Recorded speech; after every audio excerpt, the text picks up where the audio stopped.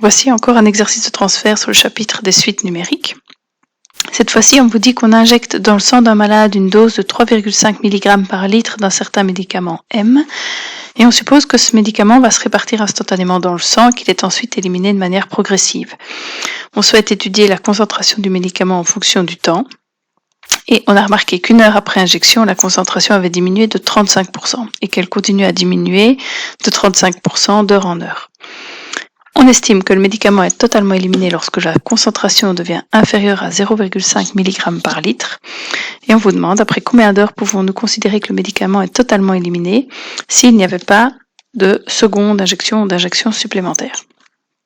Alors, les données intéressantes, c'est évidemment la dose de départ de 3,5 mg par litre, le fait qu'elle diminue de 35% à chaque heure, et il faut que ça devienne inférieur à 0,05 mg par litre avant de pouvoir effectuer une nouvelle injection.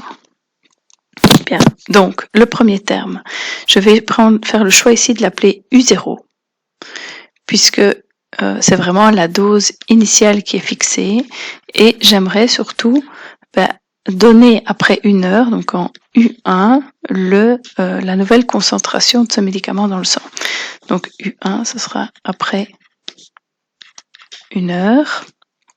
On sait que ça a diminué de 35%. À partir du moment où on a une diminution ou une augmentation en pourcent, on est d'office dans le cas d'une suite géométrique. C'est une suite géométrique de raison.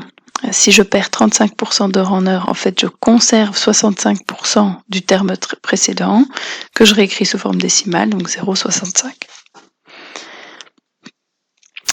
U1, donc la concentration du médicament après une heure, ce sera tout simplement 0,65 fois 3,5. Ce qui donne une concentration de 2,275. Alors, je pourrais en effet commencer à calculer toutes les heures ce qui se passe. Maintenant, si le nombre d'heures n'est pas trop élevé, alors potentiellement on pourrait le faire. Évidemment, ici ce qui est intéressant, c'est d'utiliser les formules qui ont été vues dans ce chapitre.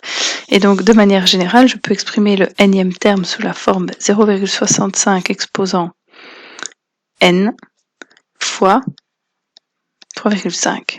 Donc on avait vu ceci, que un de manière générale pouvait s'exprimer comme U1 fois Q exposant n-1, ou, si on commençait non pas en U1 mais en U0, puisque j'ai un terme de plus, j'ai un bond en plus à faire pour me passer de U0 à UN, et donc l'exposant de Q était supérieur de 1 au précédent, donc Q exposant n. C'est ce que j'ai écrit ici.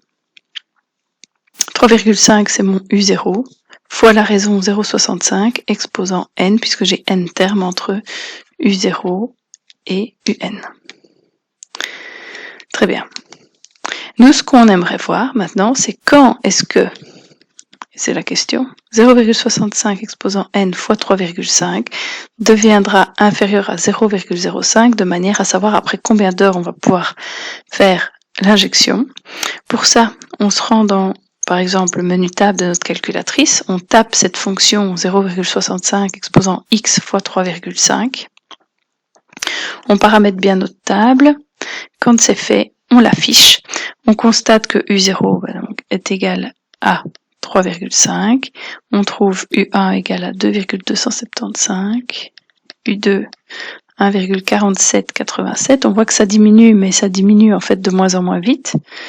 U3, c'est 0,9611. U4, 0,6247.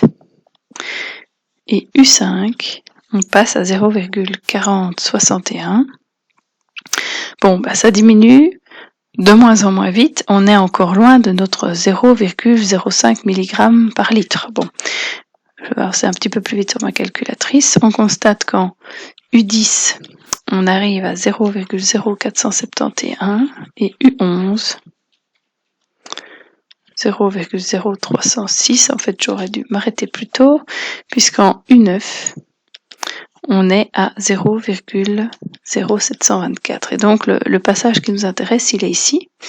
Il est en fait clairement entre U9 et U10. puisqu'après 9 heures, donc je vous rappelle U0 c'est le moment où on fait l'injection, après 1 heure je suis à 2,275, U9 c'est donc bien après 9 heures, je suis toujours à 0,07 mg par litre, après 10 heures, là je suis sûre d'avoir atteint le moment où je peux réinjecter puisque je suis à 0,0471.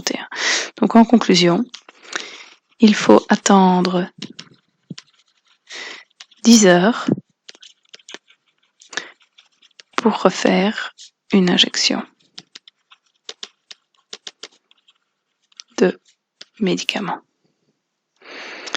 Et voilà qui clôture l'exercice.